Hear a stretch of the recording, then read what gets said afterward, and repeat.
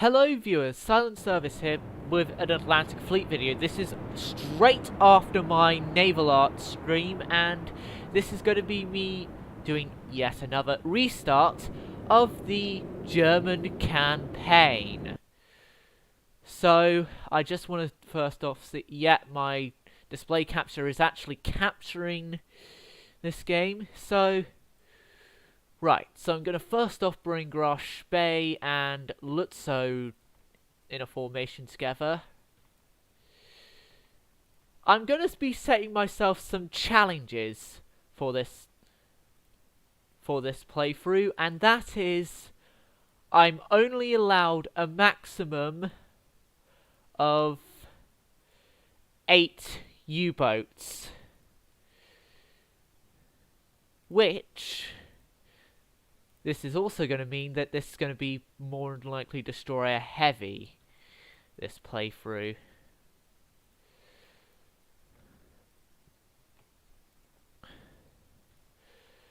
Which, what I'm going to do, because this is going to be mainly surface ship heavy,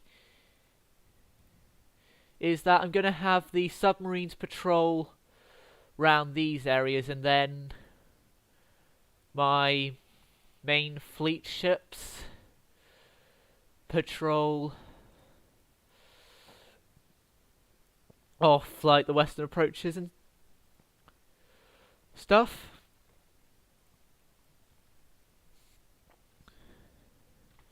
This is also going to mean one thing as well.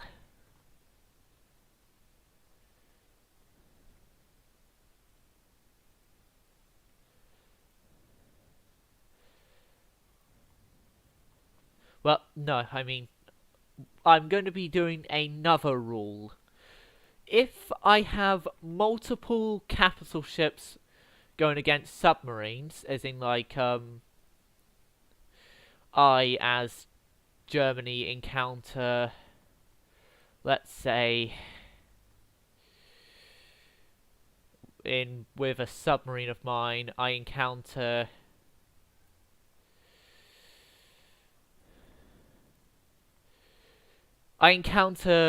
multiple capital ships together. I'm only allowed to sink one of the capital ships, as well as also in any sort of case where the enemy is running low on capital ships, I will not sink them by submarines. I want this playthrough to be a more surface gunfight playthrough than submarine playthrough. That's kind of why I'm limiting myself with U-boats. And our first encounter is, I think, Charnhurst?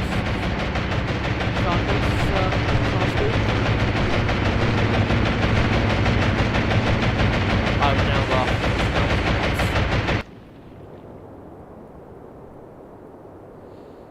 It's nice. Yeah, it's nice now's task group, not Charnhurst's. So, elevation 15.6 is what they say our opening shots are going to be. And we were more better off aiming for the freighter at that elevation.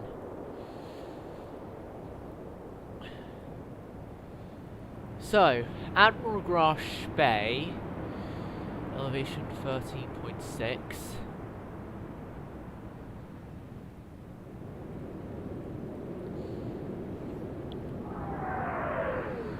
Just saying also, this German playthrough I'm putting under an alternate history where our leadership is different and a little less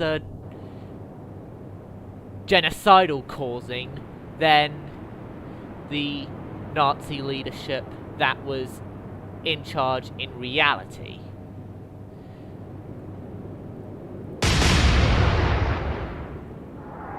As well, just for purposes of that, it would make me more willing to carry on this series.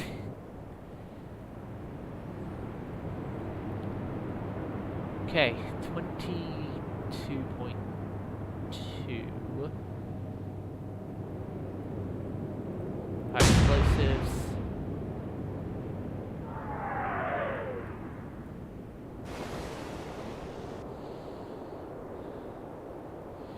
Right, the Z2, I'm not going to have them attempt to fire. Z4, they're close enough that I'm going to have them attempt to fire.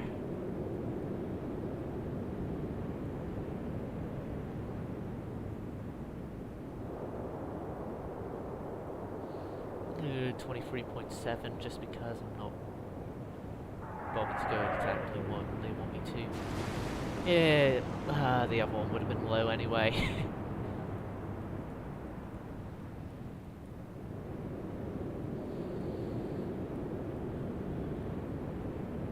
Right, bring this up. So I say 13 actually. I was closer.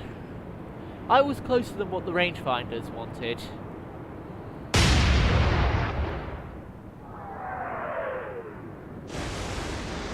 Okay, that was slightly too long.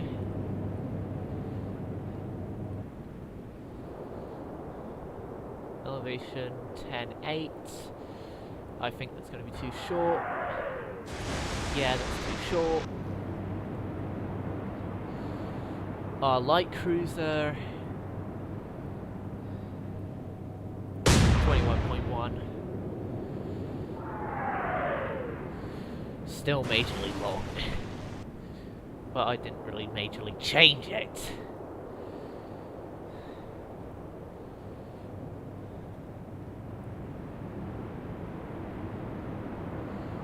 No, to account for that, we're closer. I'm going to do 3.3.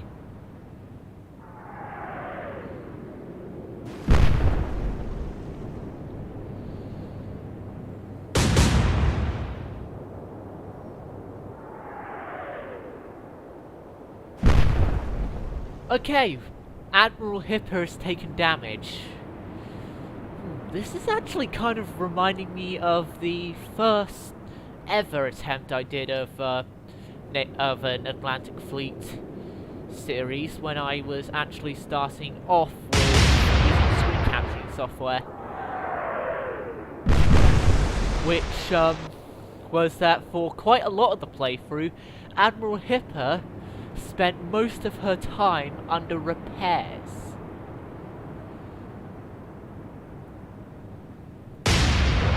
And I gave her the nickname of Resource Waster.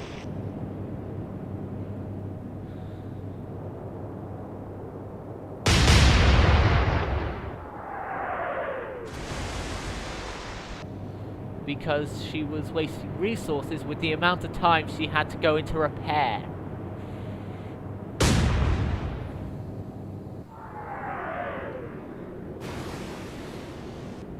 But the damage is light enough on Hipper that I'm not going to be sending her back to Germany just yet. Or up to Norway and have her stick around Norway waiting for the Norway invasion to be completed so then she can get repairs in Norway.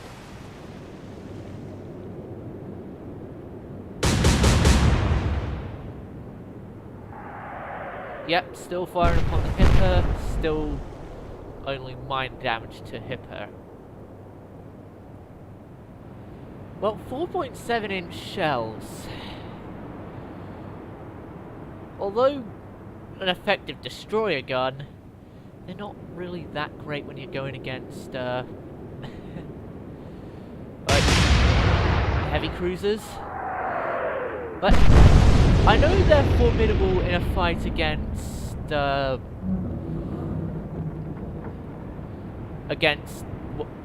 German light cruisers, like I've proven a few times. That's also dependent on number of the guns. Okay, so U-boat has encountered two U-boats have encountered a convoy. This one is in no place to fire. This one, I believe, can make us secure our second kill of the war. It's a tribal.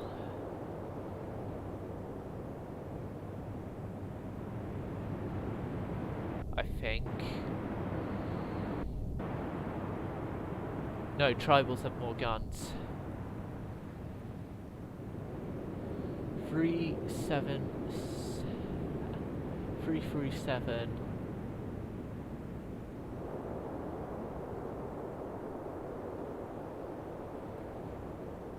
I'm gonna go 6 and slightly inward.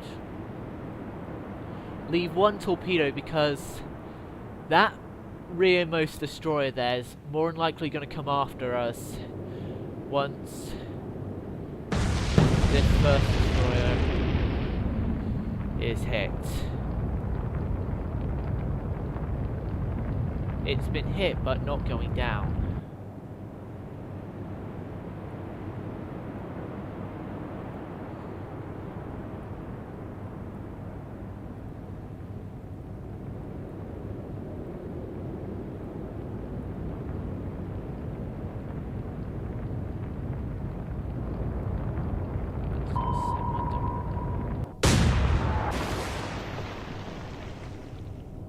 Okay, sending 1 directly at it has not gone particularly to plan, if I do say so myself.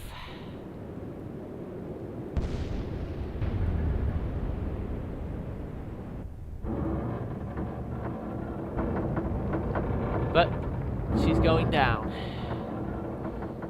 which means that I have to now go after the poor VW class, who is a World War I vintage and is basically scrap iron. Oh god, I'm sounding like Goebbels when he first heard about the Australian destroyers that became known as the Scrap Iron Fleet, and it turned out that the Scrap Iron Fleet were not as bad as Goebbels was saying they were, and in actuality should have been.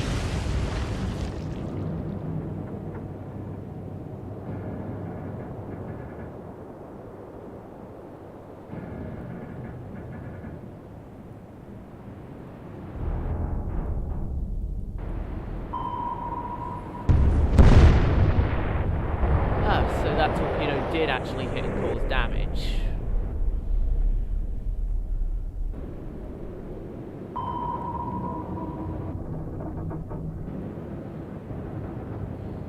So as of right now, I have caused quite a considerable amount of damage with only just 1 U-boat.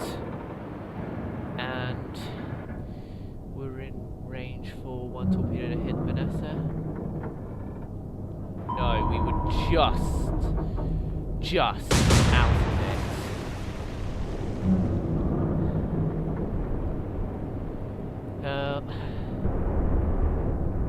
That's a few torpedoes wasted.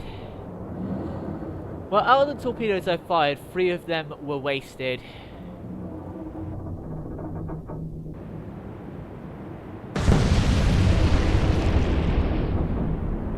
This is a sink merchants and withdraw situation now, and that's an entire convoy sunk already.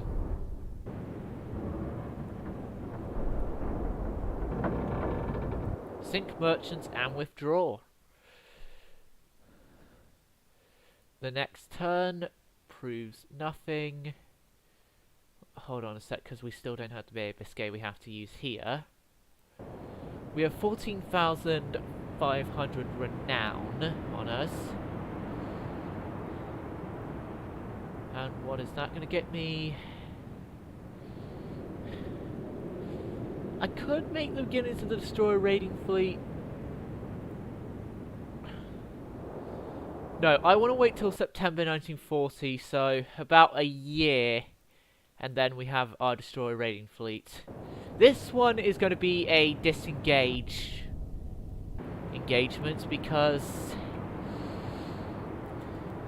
U-boats and destroyers, well, If the destroyers are in a convoy, then yes, I would have my U-boats fire on them because the destroyers have to go at a slower speed. But as the destroyers are together, they don't have to go the slower speed.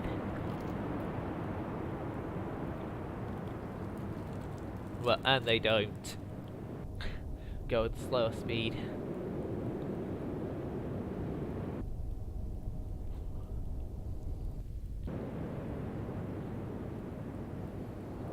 Hold on a sec, they're coming into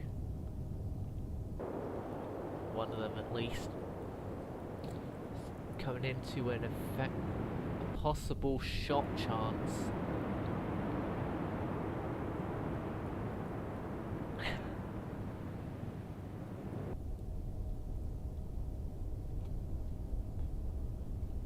Okay, ahead 1/3, hard starboard.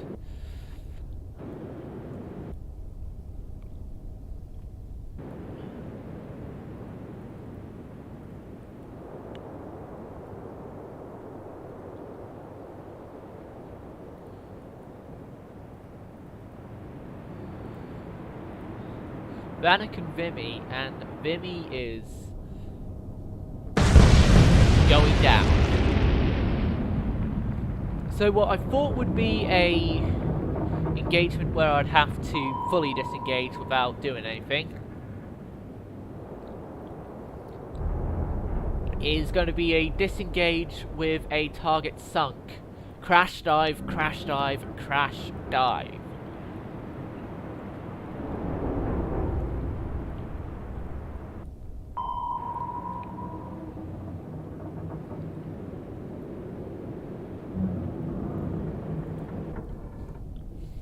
Dive down, I think it's about 2 more turns of diving and then I can disengage.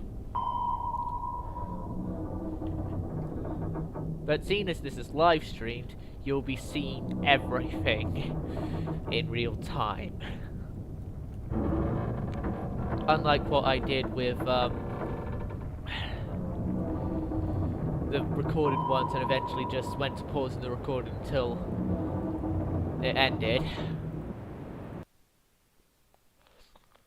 And Vanity has encountered the Gneisenau task group.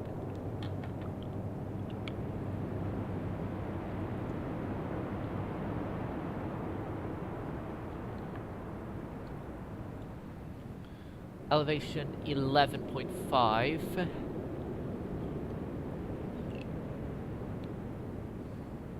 Right. 11.4. Fire.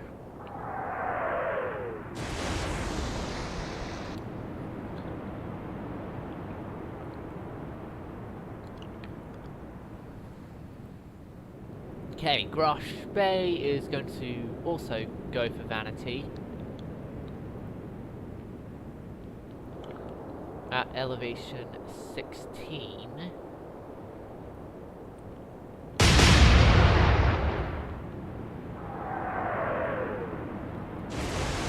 And that was slightly long.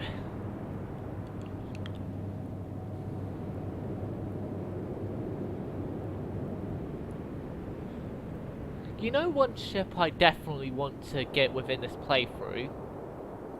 Prince Eugen, because I've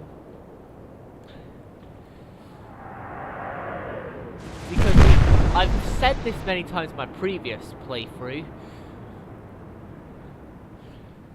but in the previous few playthroughs I should say, but the Prince Eugen's my favourite German vessel. Like, just the story behind her and really how she was able to survive what she did is just fascinating to me.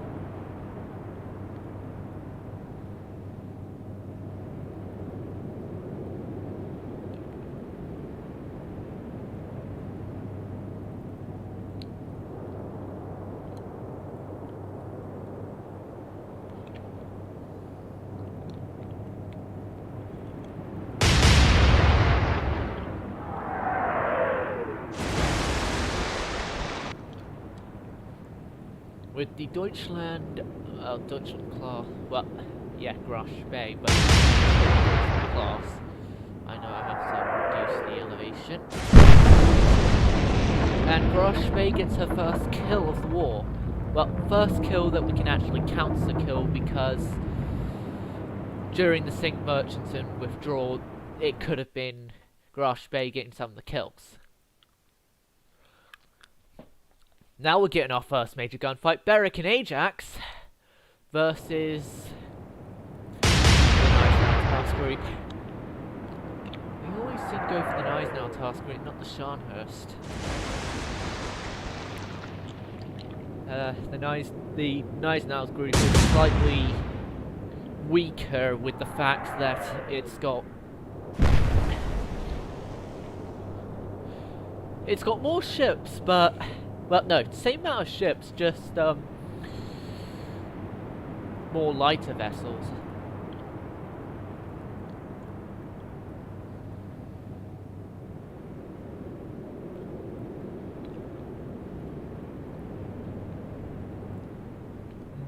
I want to deal with those 8-inch guns first. I'm going to have my 11-inchers go for the Beric.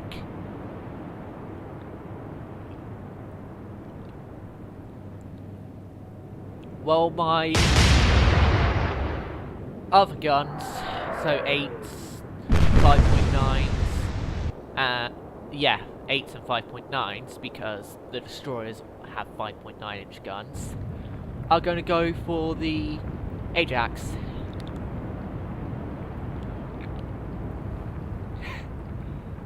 Wait a second, I have Admiral Grosh Bay in this task group. There's Ajax here. But this time, Grosh Bay is not going to be killed. Says that. Grosh Bay immediately gets targeted and gets killed by a magazine explosion. Just knowing my luck, that's going to happen.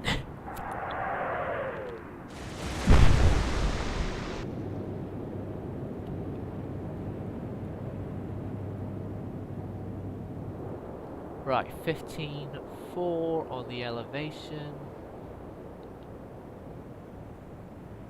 15.2.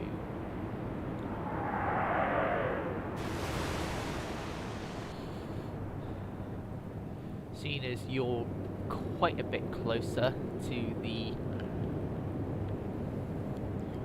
target, you 20.5.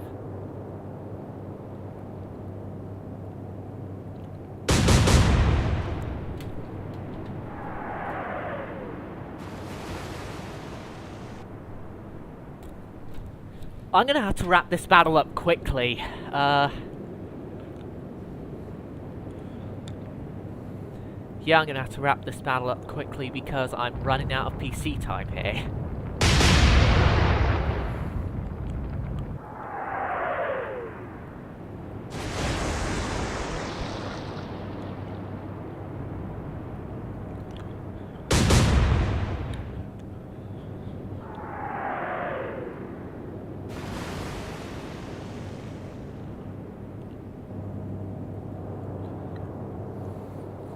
I wish there was a feature in this game to skip enemy's turn, and then shows the results of the enemy's turn after the enemies have completed their turn.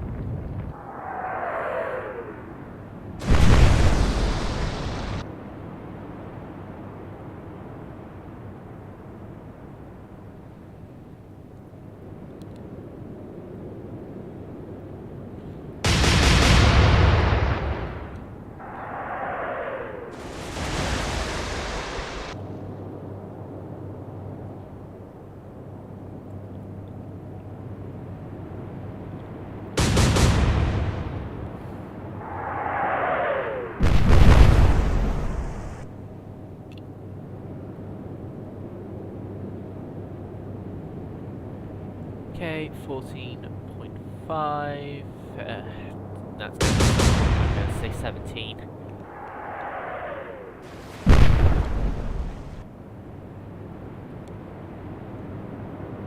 These guys won't be able to hit. Merrick's pulling out of line.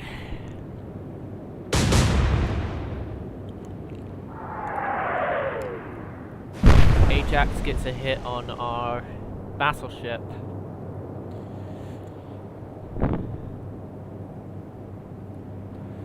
Well, really where I sit on the Scharnhorst battleships is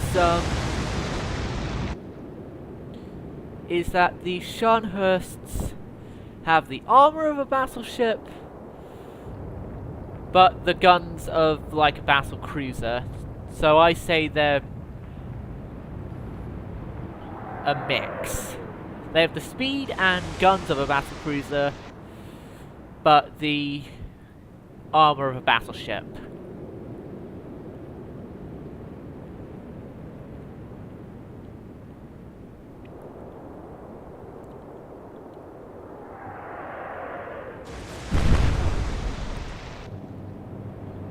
Or should I say for guns, main guns? Because secondary guns are also battleship, or also secondaries you'd typically associate with battleships.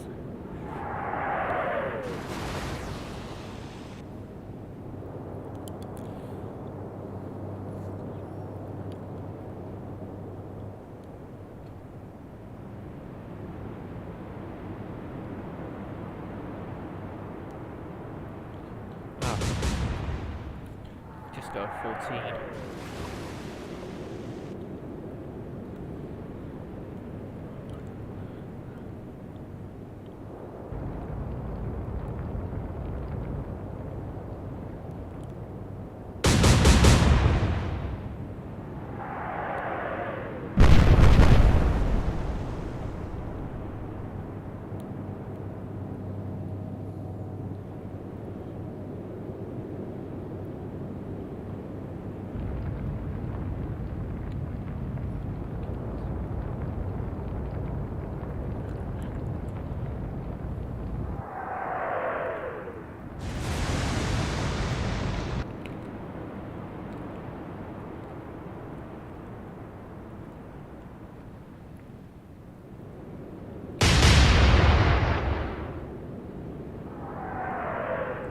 Too long again.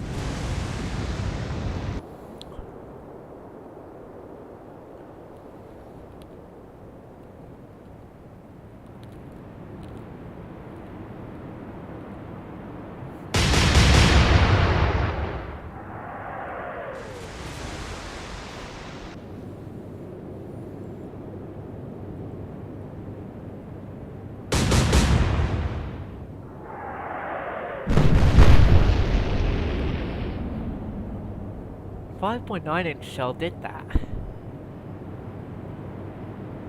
Right. Yeah, I gotta wrap this up. Please give the damage that it starts retreating. We haven't been given the Sink Merchant self-draw feature yet, so I gotta be quick with this.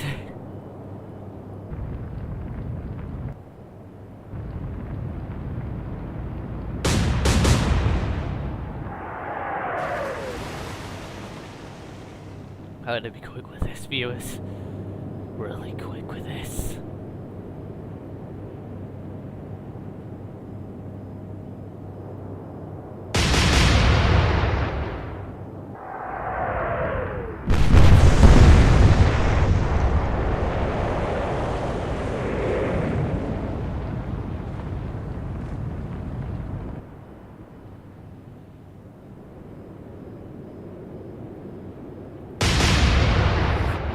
Hurry up.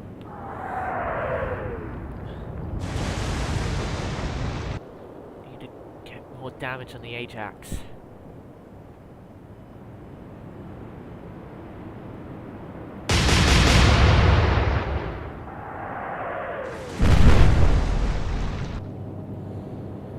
Is that fatal enough for her to need to ditch this fight?